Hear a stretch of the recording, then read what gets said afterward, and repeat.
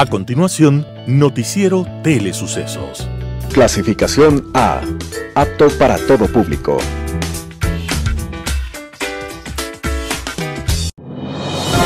Inicie el día bien informado. El mejor noticiero de la mañana informando para usted.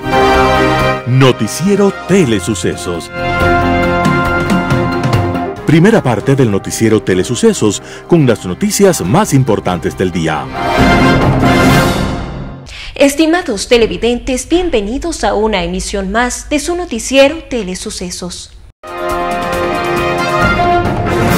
Un día como hoy. Un día, un sacerdote de 60 años colgó la sotana y se casó con una jovencita que acababa de cumplir los 20. De aquel matrimonio nació un niño que pronto quedó huérfano al morir el ex sacerdote. La joven viuda volvió a casarse, esta vez con un alto militar. Pero este padrastro nunca fue aceptado por el pequeño que se llamaba Charles Baudelaire, y el mundo lo conoció más tarde como el padre de los poetas malditos. Baudelaire heredó de su padre, el ex sacerdote, una gran fortuna que dilapidó en todos los placeres, incluyendo los prohibidos. Al final, su madre y su padrastro lo despojaron de la herencia, y Baudelaire vivió un viacrucis para huir de sus acreedores. Como escritor, Baudelaire fue implacable con la sociedad de su época. En respuesta, sus libros fueron prohibidos y él mismo sufrió amenazas y persecuciones. Baudelaire era un irreverente vocacional y en pleno siglo XIX se atrevió a escribir las letanías a Satán, en las que se condolía de aquel poderoso ángel castigado por desobediente, y decía: «Oh tú,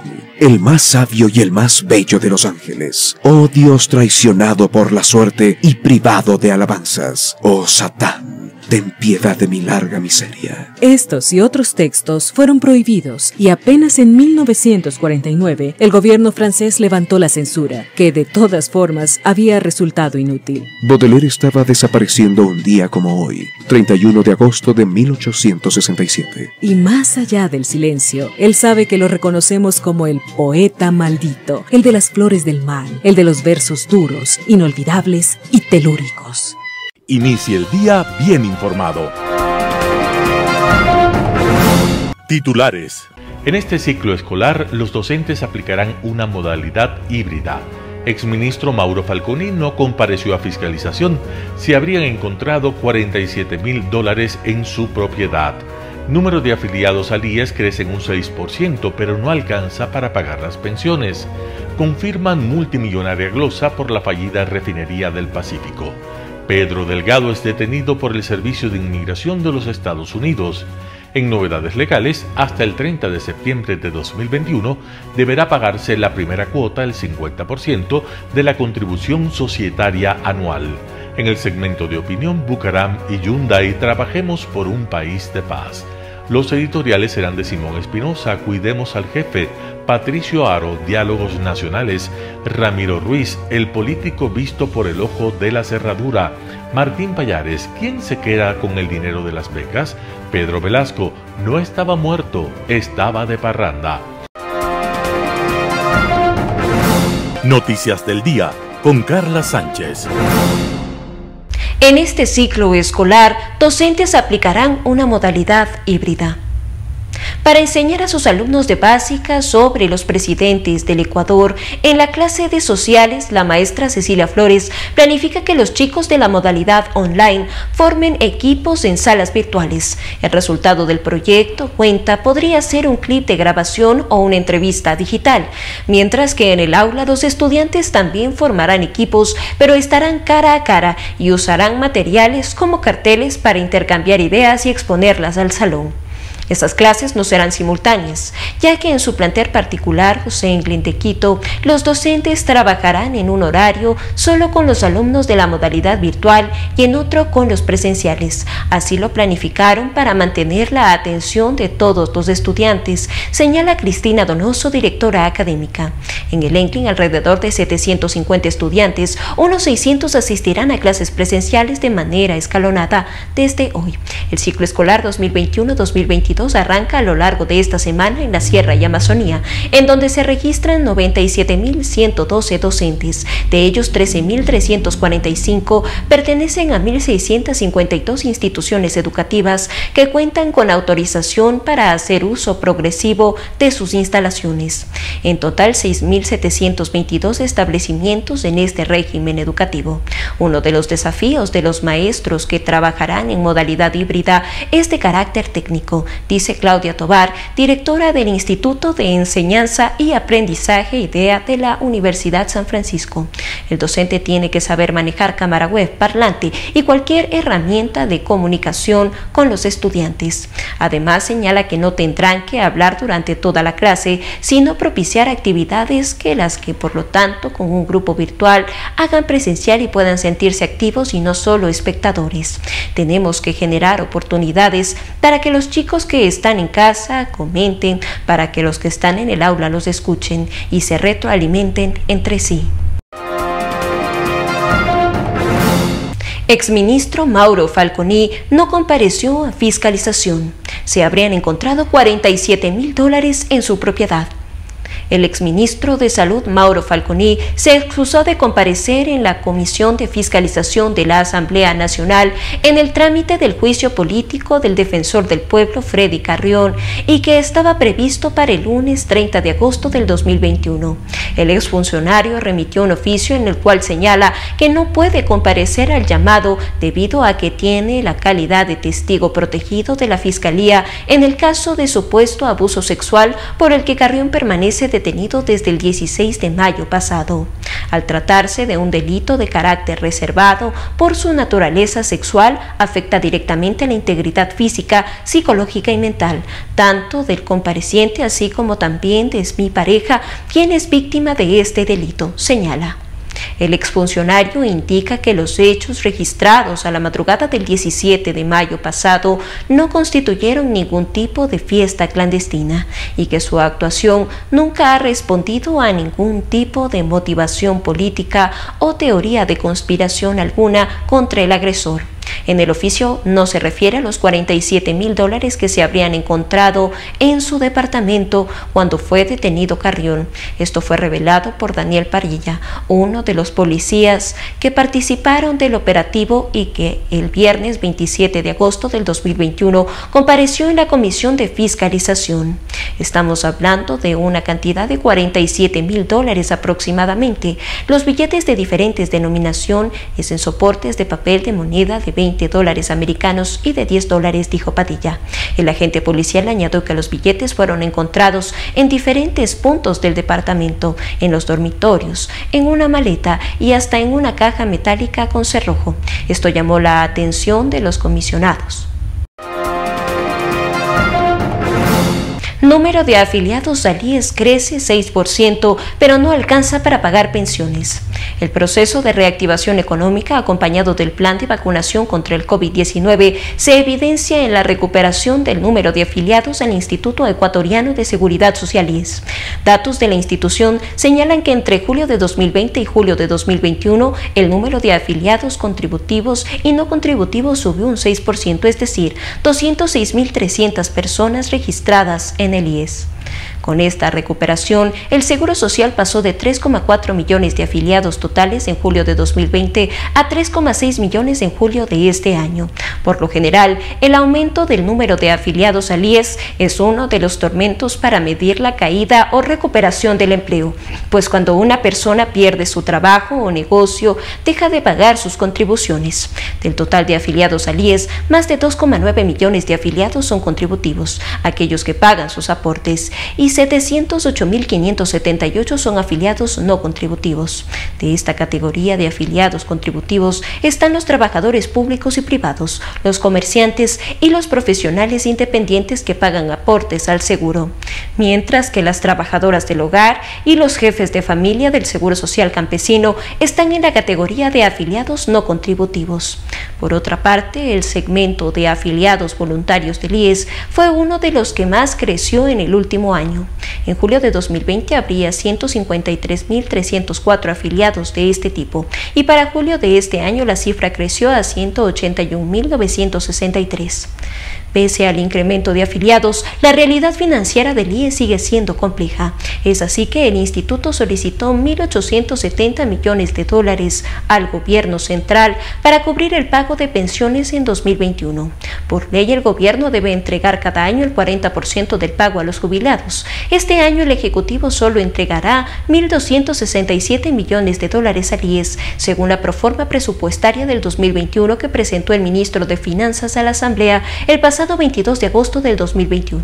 Además, según consta en la proforma, Finanzas ha asignado 900 millones de dólares al instituto entre enero y 27 de agosto del 2021.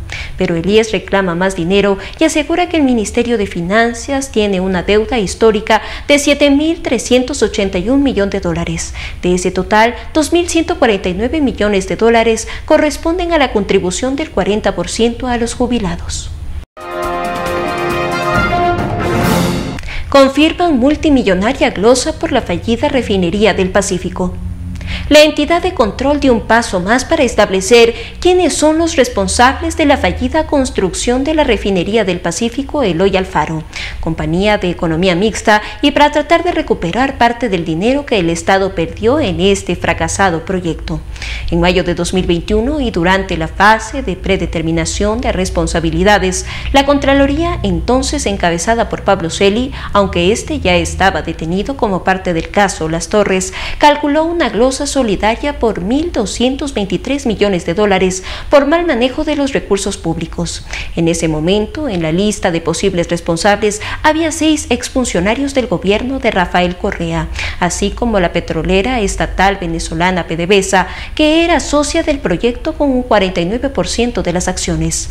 Y los señalados que debían pagar la glosa eran el actualmente preso Jorge Glass, ex vicepresidente de la República; el también ya encarcelado Carlos Pareja Llanuselli, exministro de Hidrocarburos y exgerente de Petroecuador; Alex Bravo, exgerente de Petroecuador, también en la cárcel; Marco Calvo Piña, exgerente de Petroecuador, quien estuvo en prisión; Pedro Merizalde, exgerente de Petroecuador, prófugo de la justicia; Parexman Andrade, exgerente de la refinería del Pacífico.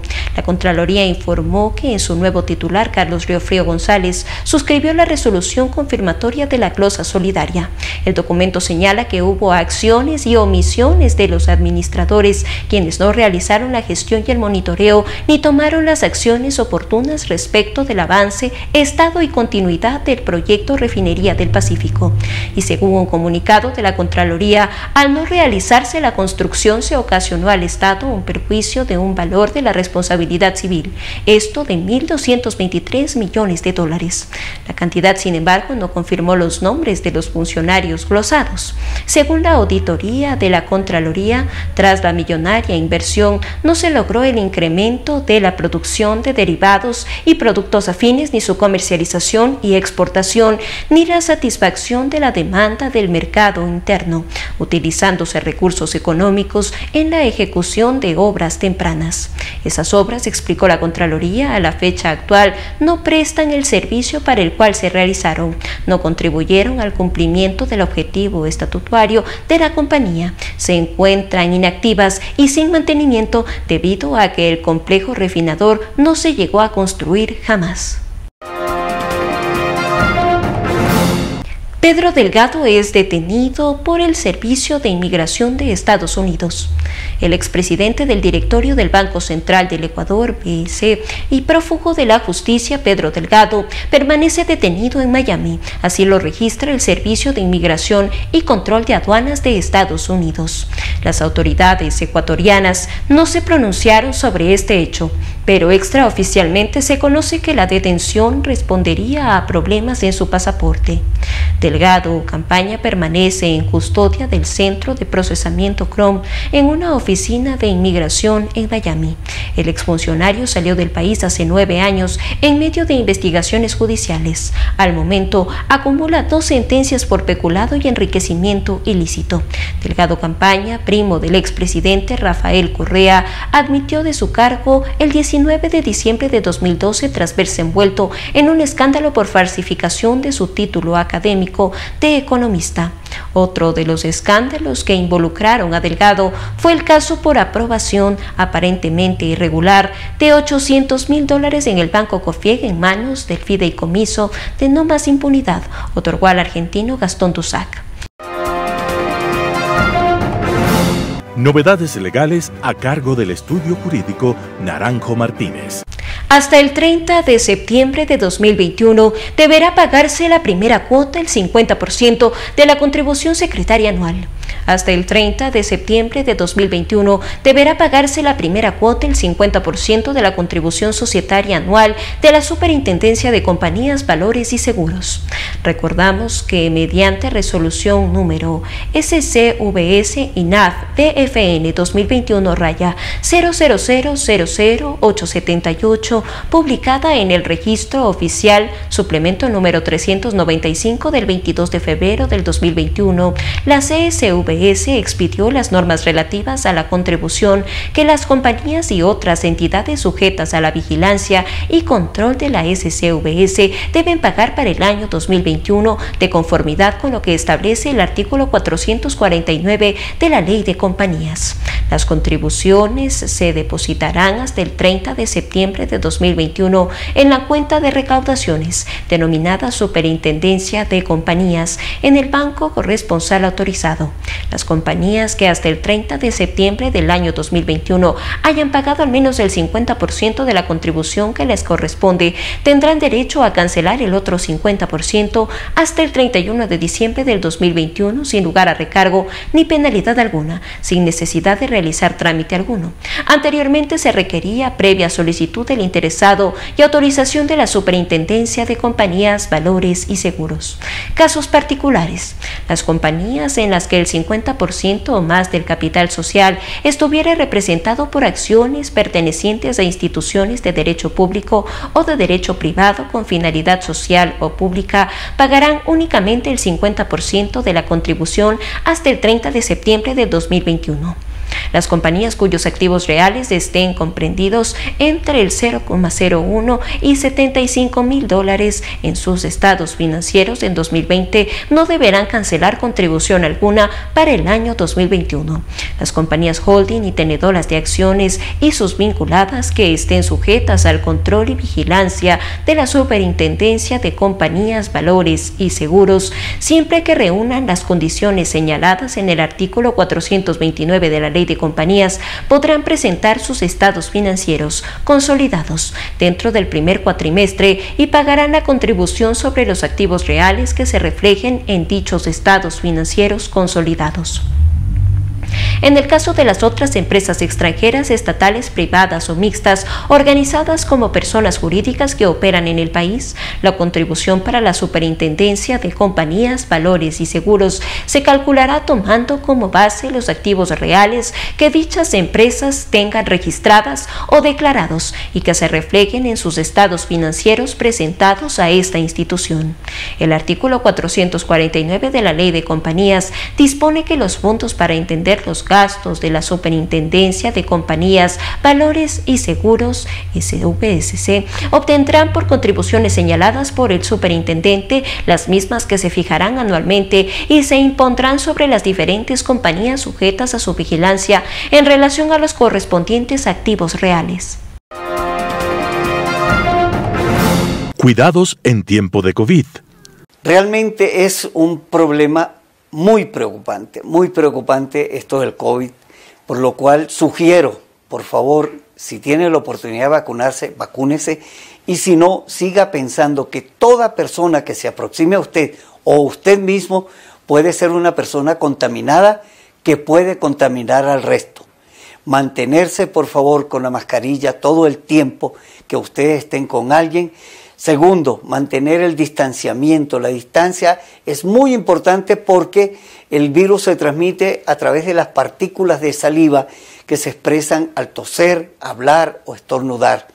Es por esto que la mascarilla es de suma importancia. ¿Y qué tiene que ver el corazón con el virus?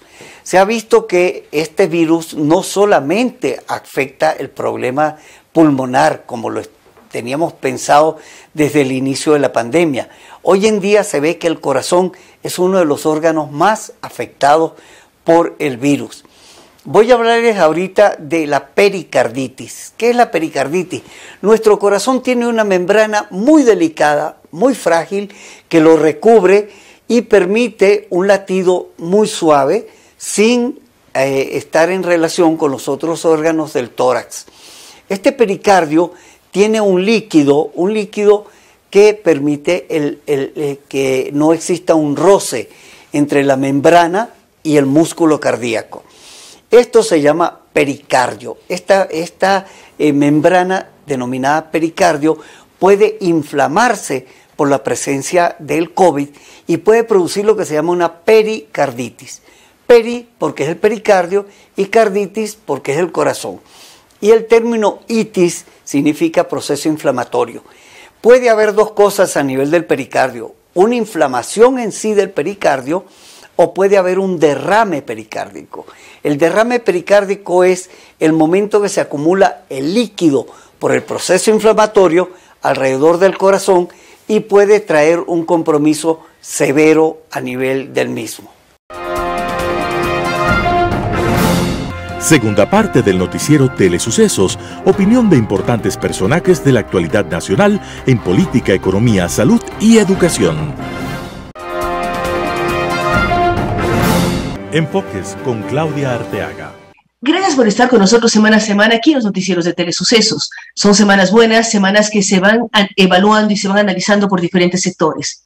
Tuvimos la grata noticia de las medallistas olímpicas el día domingo, las Olimpiadas Paralímpicas, que nos llena de orgullo y muestra el tesón, el empuje, la fuerza, el empeño, la constancia de estas jóvenes ecuatorianas. Vamos a estar pendientes de lo que pasa en Tokio, en esas Olimpiadas Paralímpicas que nos llenan de orgullo y alegría.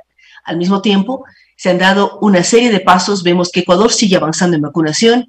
Con uno de nuestros invitados se hablaba de que es una cruzada nacional que ha conseguido poner al Ecuador en los primeros puestos de manera positiva, mostrando el nivel de personas vacunadas, el descenso de las muertes o fallecimientos por COVID y el descenso de contagios y ocupación de cuidados intensivos. Así es que son cosas positivas para salir adelante.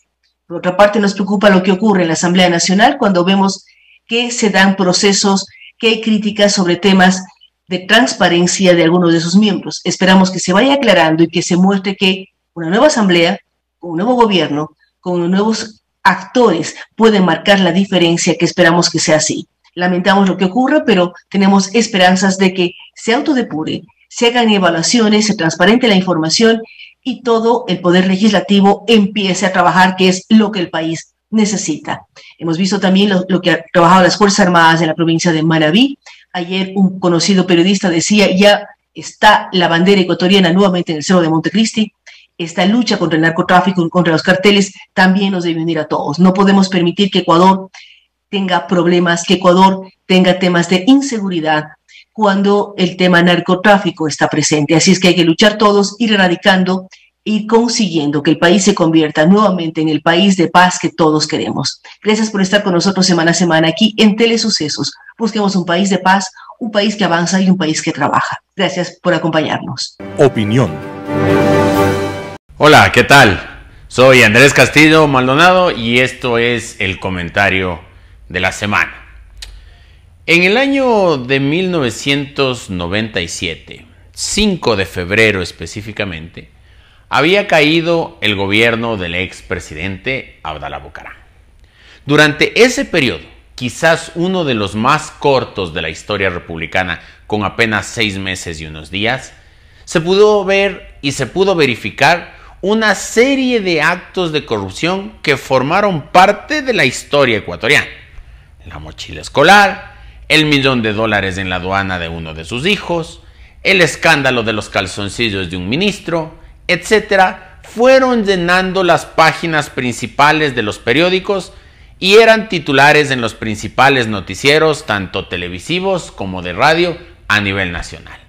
Era un escándalo tener un gobierno que no había tenido límites alguno para el manejo de la cosa pública.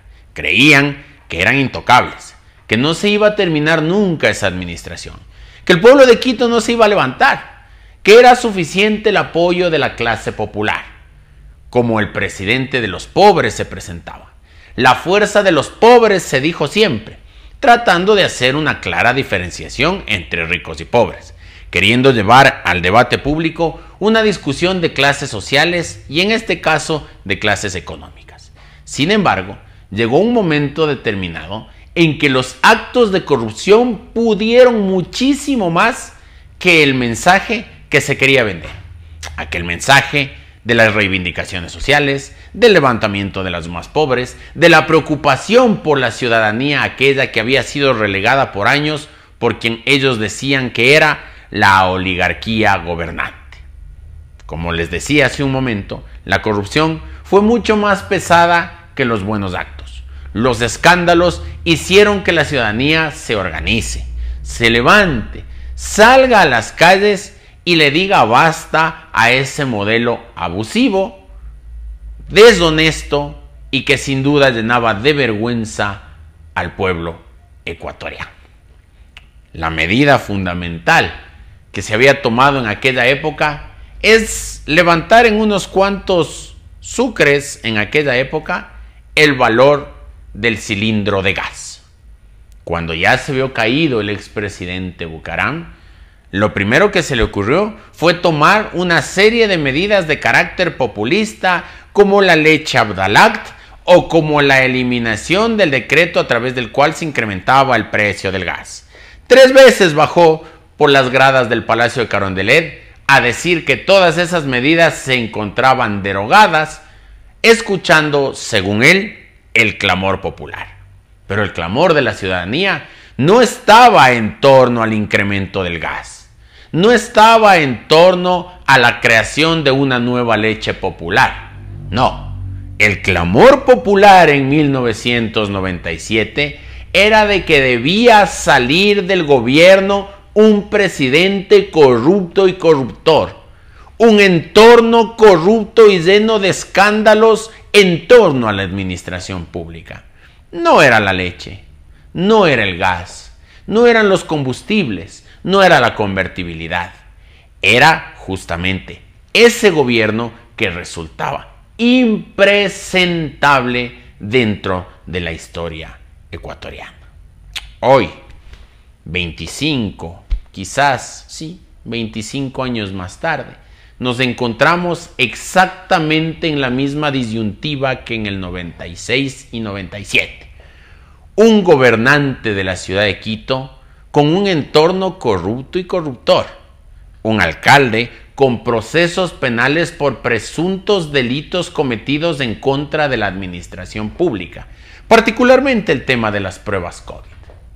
Pruebas que resultaron no tener la sensibilidad suficiente para poder identificar la existencia de la enfermedad dentro de los quiteños. Eso, amigos de Telesucesos, Canal 29, resulta criminal. Pasará a la historia como uno de los hechos más bochornosos y vergonzosos que hemos tenido que vivir en la capital de la República.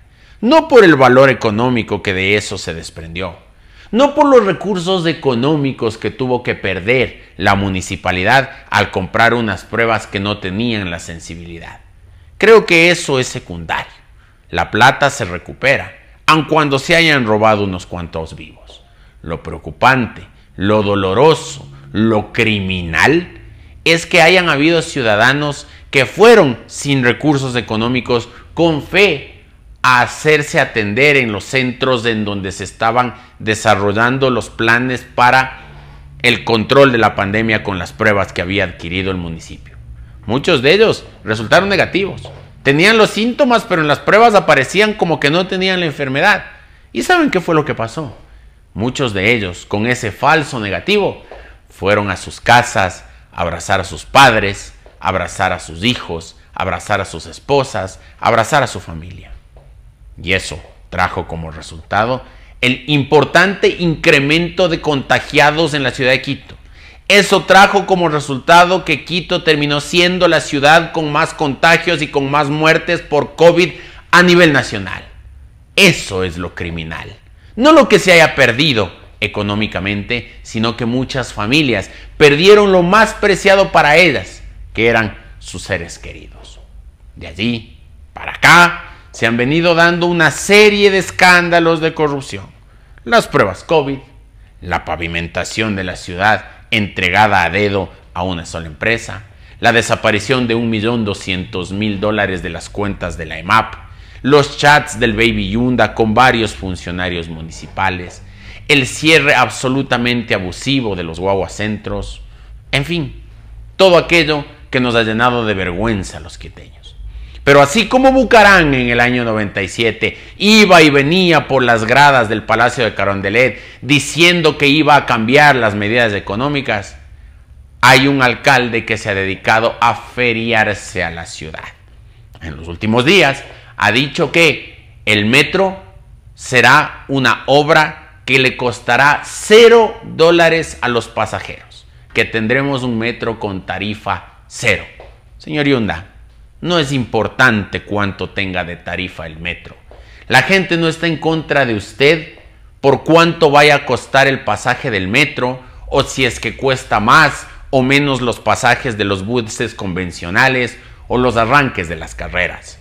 La ciudad de Quito está en contra de usted por la ignominia, por el desgobierno, por la sinvergüencería con la que se ha venido manejando la administración municipal. Recuerde usted que así, cobrando un pasaje, todavía no definido cuánto, entre 40 y 60 centavos, a la ciudad de Quito se le va a recortar un 45% del presupuesto que será destinado al pago del crédito que se tuvo que adquirir para poder construir la obra del metro de Quito.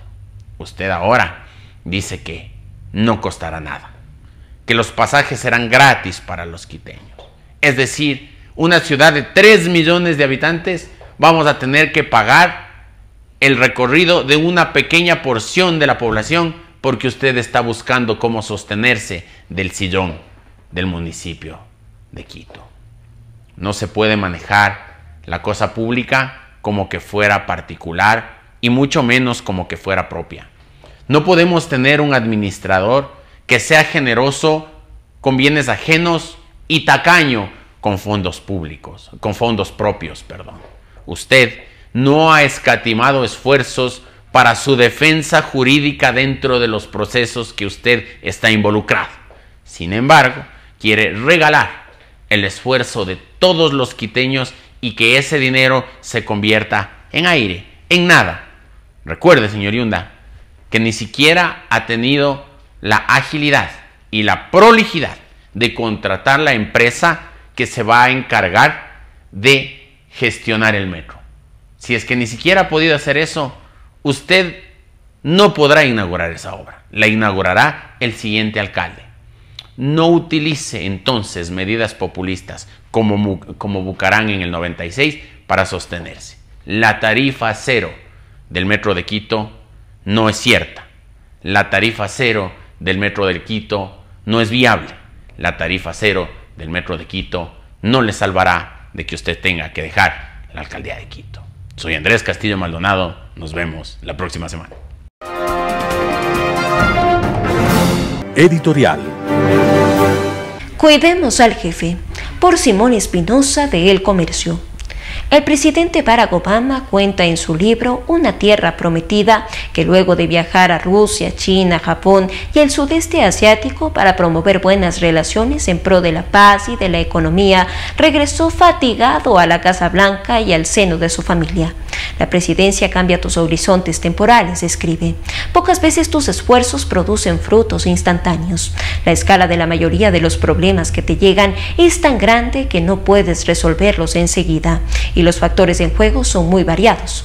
Aprendes a medir a pequeña escala los logros alcanzados, cada uno de los cuales puede llegar meses en resolverse sin que nada de esto merezca una pizca de atención pública. Y para que tú mismo aceptes que tu meta última ha podido alcanzarse o no, y hasta que te des cuenta de ello, puede pasar 1, 2 años o todo el periodo presidencial. Los principales problemas de nuestro presidente, el señor Guillermo Lasso, son: el primero, muy grave, la presencia de las mafias de las drogas que conlleva crímenes nacionales e internacionales, inseguridad ciudadana, cárceles repletas y sangrientas, una sociedad civil que puede volverse cada vez más adicta a la muerte blanca y el peligro de la paulatina captación del poder político, de las Fuerzas Armadas y de la policía por parte de las mafias dueñas de una economía que probablemente sugiere los recursos del Estado y millonaria auspiciante del populismo socialista de la patria grande. El segundo va íntimamente ligado con el primero. La Constitución del año 2008, diseñada para que se vaya el descrito en el párrafo anterior, al desechar el decreto como la piedra angular del Estado y al insistir en un Estado de derechos, de facto administrados por un presidente hiper. Vamos como desde el año 8 de la felicidad que se nos fue a pique. Es un deber de la vida o muerte el deshacerse de ella y volver a la de 1998, que contiene los medios para ir resolviendo el problema mencionado.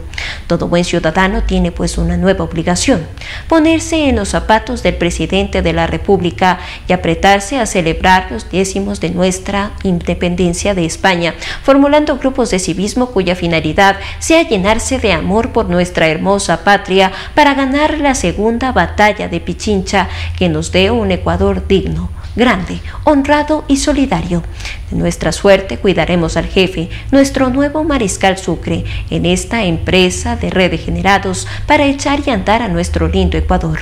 Es hora de que todo ciudadano ecuatoriano se pregunte qué ha hecho por el país, y tras este examen de conciencia, examen de la mente, la memoria y los afectos, se proponga ser una persona más cívica, más solidaria, más humana, que añada a su vida personal un plus de oxígeno para el prójimo, acciones de solidaridad con el Estado, respeto al presidente de la República y alegría de ser un soldado del bien, de la justicia, de la belleza de la patria. Por Simón Espinosa, de El Comercio. Diálogos nacionales. Patricio Aro, Sembrando Ideales. Aún no se han cumplido los primeros 100 días de un gobierno que asumió el poder de la República en la peor crisis de la historia. La crisis generada por 14 años en los que los revolucionarios atacaron el país con la mayor desvergüenza y con la mayor impudicia, llevándose todo lo que pudieron, hasta la esperanza, y fue agravado por la pandemia que afecta al mundo y cobra la vida de millones de personas. En Ecuador, al menos 500.000 de sus habitantes se han contagiado y 32.166 fallecieron hasta el momento. El aislamiento social, como la primera medida para evitar su propagación, impidió el desarrollo de las actividades económicas. Según datos del Ministerio del Trabajo, 719.520 personas perdieron su empleo durante el primer año de la misma, pero hasta ahora 367.938 han sido registrados en contratos, por lo que quedan al menos 351.582 con empleos perdidos. Según el Banco Central, el Producto Interno Bruto cayó en un menos 7.8% y se espera una recuperación en este año de al menos el 2.8%. Con solo la lectura de estos datos, nos damos cuenta que la situación económica es sumamente crítica. Sin embargo, líderes identificados con la violencia y el estallido amenazan al gobierno y no hacen ningún esfuerzo para, en conjunto, buscar la solución a la crisis ni encontrar acuerdos que permitan la gobernabilidad tan necesaria en este momento. Ellos creen que sin ningún aporte y en menos de 100 días se puede recuperar el país maltrecho por la pandemia y saqueado por la organización delictiva que se opone a todo, inclusive y sin vergüenza, a la lucha contra el narcotráfico, siguiendo los mandatos que salen del ático europeo. Pero no todo está marcado por el odio y la corrupción.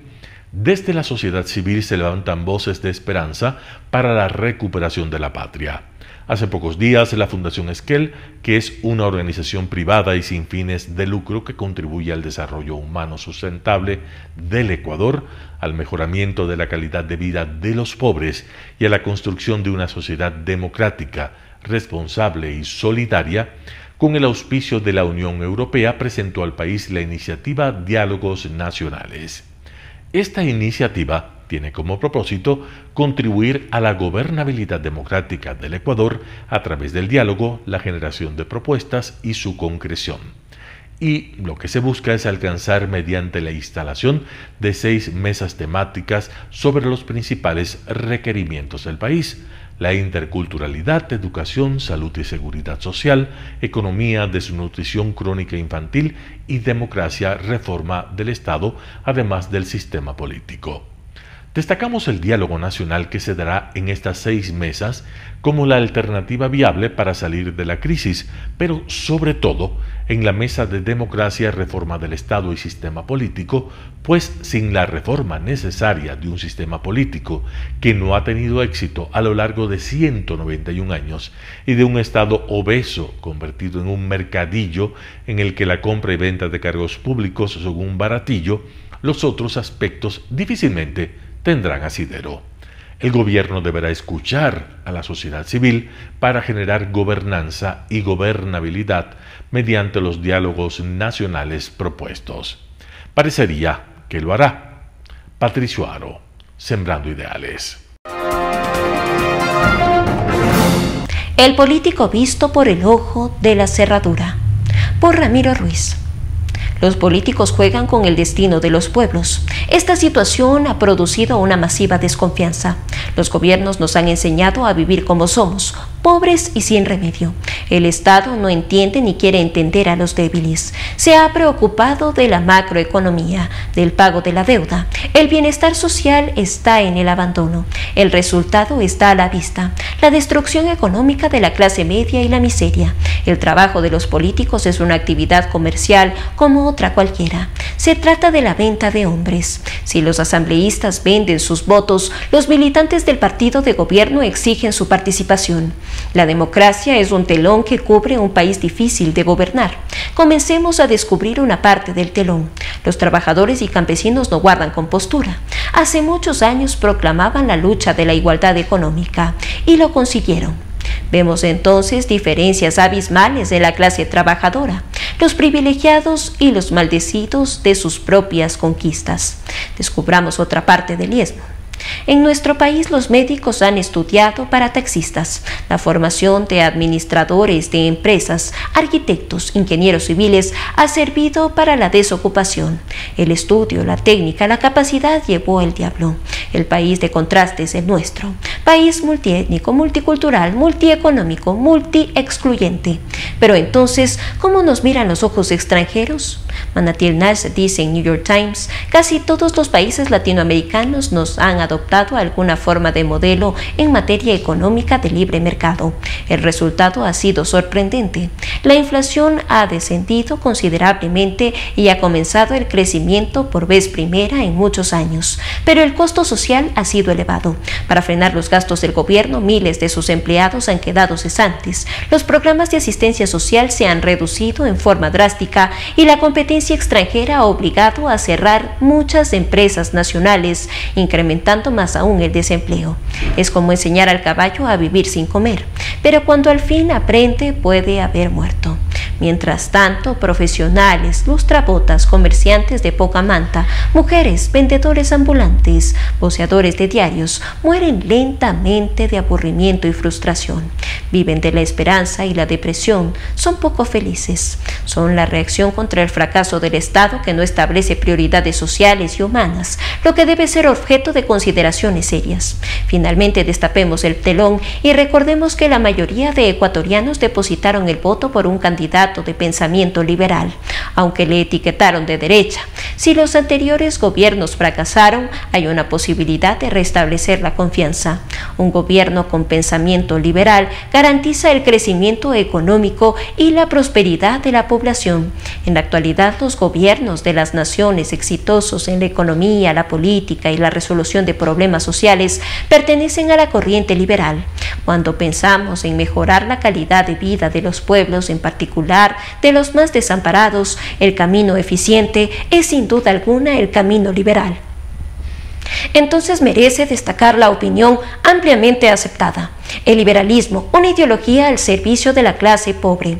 Ecuador está perfeccionando un Estado liberal con la configuración en el orden jurídico y político de un Estado, caracterizado por la separación de los poderes públicos, la democracia, un sistema económico de libre mercado, el sometimiento irrestricto a la ley y a la Constitución, la existencia de un Estado de Derecho y el respeto a las libertades individuales de los ciudadanos y a la prosperidad privada. Es el momento adecuado para unir a los ecuatorianos y aprovechar el nuevo enfoque de trabajo que representa el gobierno. No es posible seguir con el grito en las calles, pero sí es urgente renunciar a ciertos derechos y privilegios de gremios, agrupaciones políticas. Utilicemos el momento histórico para desterrar al egoísmo, la oposición absurda y el fanatismo político. Por Ramiro Ruiz. ¿Quién se queda con el dinero de las becas? Martín Payares, 4 Pelagatos. El debate que se ha desatado alrededor de las becas estudiantiles en las 8 universidades privadas que reciben fondos del Estado es, hasta cierto punto, engañoso. El sistema de becas en las universidades cofinanciadas esconde una distorsión de la que sus protagonistas no hablan. En lugar de que los fondos estatales vayan a los estudiantes para que ellos escojan la opción que más les conviene, esas universidades reciben dinero público, lo ingresan en sus cajas comunes y lo destinan, según sus lógicas internas, a financiar los estudios de estudiantes que, se supone, no tienen los medios para financiarlos. Esto sin que exista un sistema fiable y transparente para saber cómo invierten ese dinero. Según el secretario de la CENESID, Alejandro Rivadeneira, se ha ordenado una auditoría para determinar qué han hecho estas universidades con los dineros del Estado que supuestamente deben usar en becas. Estas universidades, según él, recibirán durante 2021 $39 millones y no es cierto que se cortarán los aportes. Estos se verán reducidos porque una de sus fuentes es la recaudación del IVA, que no será tan alta como antes. De todos modos, sostiene, hay universidades como la PUCE que recibirán este año $8 millones, una cifra nada despreciable. Precisamente ayer el gobierno publicó un comunicado en redes sociales donde se detallan los aportes dados a las cofinanciadas durante el 2021. Existen casos que grafican lo perverso que puede ser este sistema de ayuda estatal. Por ejemplo, el caso de la Universidad Tecnológica Equinoccial UTE, que debe alrededor de $7 millones al IES e invirtió de forma fraudulenta $8 millones que seguramente nunca recuperará en la seguridad social de la policía ISPOL. ¿Qué certeza hay de que esta universidad invirtió el 100% de los $4,5 millones que recibió del gobierno para becas y no para inversiones como la de la ISPOL o para la compra de la clínica Pichincha, que está prácticamente abandonada? ¿Hasta qué punto este patrón de la UTE se repite en las universidades que salieron a protestar por el recorte en un comunicado? Se sabe que la Universidad Católica de Guayaquil tiene inmensas deudas con instituciones financieras sin que se pueda saber si los 6 millones que recibió para becas fueron destinados al pago de esa obligación que probablemente adquirió por un mal manejo administrativo y financiero. El debate tampoco ha tocado el tema de la competencia por la calidad académica. Si el estudiante califica para una beca del Estado, que se le entregue a él para que decida a qué universidad quiere ir. Seguramente las universidades estarían en una competencia que le haría bien a la calidad de la educación superior. El problema del actual sistema que defiende las universidades cofinanciadas es que no se sabe si esas instituciones se quedan para sus gastos administrativos u otros con una parte de lo que se les entrega para becas. Esas universidades presumen de las becas como si fueran un acto de generosidad suyo y no como un recurso que reciben del Estado. Si se ingresa, por ejemplo, en la página web de la PUCE, donde se ofrecen becas, hay estos tipos de ayuda: por equidad, discapacidad, excelencia para los mejores egresados de los colegios y por ser hijo de los colaboradores de la universidad. En la beca de equidad, que se supone debería ser para ayudar a los estudiantes de menores recursos, se advierte que se entregará hasta un 25% a quienes ingresaron a partir del 2020 y del 2021 para las carreras de medicina y derecho, de 35% para las otras carreras y un 25% de descuento en matrículas en periodo ordinario. Si se da un 25% o un 30% de beca a alguien que quizá puede pagar ese monto, ¿no sería mejor cubrir el 100% de los gastos de un estudiante sin recursos en una universidad pública? Esa pregunta se hace Alejandro Rivadeneira del CENESID. Otra distorsión que tiene el sistema y que no está siendo discutida es la de los privilegios. Si 8 universidades privadas reciben estos dineros, ¿por qué no los reciben las otras privadas? Finalmente, todas las universidades privadas tienen que becar a un 10% de sus alumnos, según la Ley de Educación Superior vigente. Universidades como la UES, la UDLA o la USFQ ofrecen becas para ese porcentaje de alumnos sin ayuda estatal, mientras esas 8 sí la tienen. ¿Por qué unas sí y otras no? Al centrar el debate en las becas en las 8 universidades cofinanciadas, también se está evadiendo el problema de la educación pública, que es gratuita. El gobierno ha dicho que la reducción del presupuesto que se haga en el aporte a las cofinanciadas debería destinarse a fortalecer las universidades públicas, donde van los que menos recursos económicos tienen. La interrogante es si no será mejor, por ejemplo, destinar los 39 millones que el Estado entrega a las privadas cofinanciadas para fortalecer las capacidades académicas y de cupo en las públicas. Aparentemente el gobierno es partidario de esta opción, pero no ha planteado el tema de una forma clara y directa. No existe, es evidente, un portavoz del gobierno que se apersone del tema y que aparezca ante la opinión pública articulando el discurso oficial sobre qué quiere hacer con la educación superior. Martín Pallares, 4 Pelagatos. No estaba muerto, estaba de parranda, por el doctor Pedro Velasco Espinosa. Ahora mismo que está en auge que el deporte ecuatoriano alcance récords nunca antes soñados, peor logrados, un récord más viene a llenar de gozo. La boda más larga del siglo, protagonizada por el economista, primo del otro economista, Pedro Delgado, con llanto de por medio, en una farra de grandes dimensiones costeada por los dineros públicos. El primo despidió al primo en el 2012, cuando éste viajaba a Miami a la boda de su hija, habiendo ofrecido a ambos que volviera una vez terminados los festejos nupciales.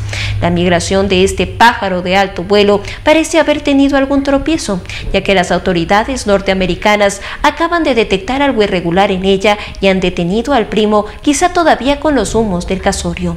Récord mundial con medallas de oro y plata, la primera forjada en el metal que desapareció de las bodegas del Banco Central y la segunda con toda aquella que él, con la ayuda de su pariente en 4º grado de consanguinidad, extrajo del Estado.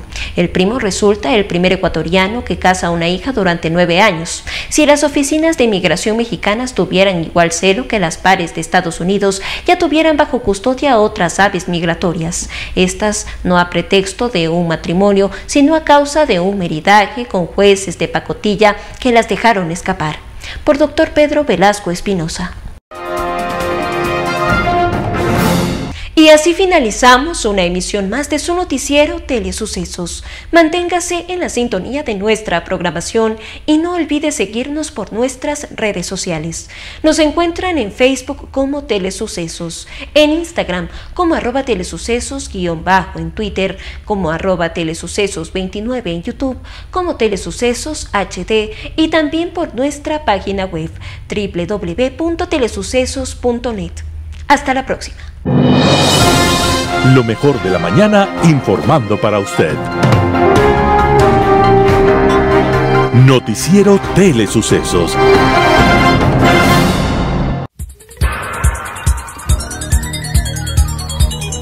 Las opiniones vertidas en este espacio por la producción y dirección del programa son de exclusiva responsabilidad de sus autores y de quienes intervienen en ellos.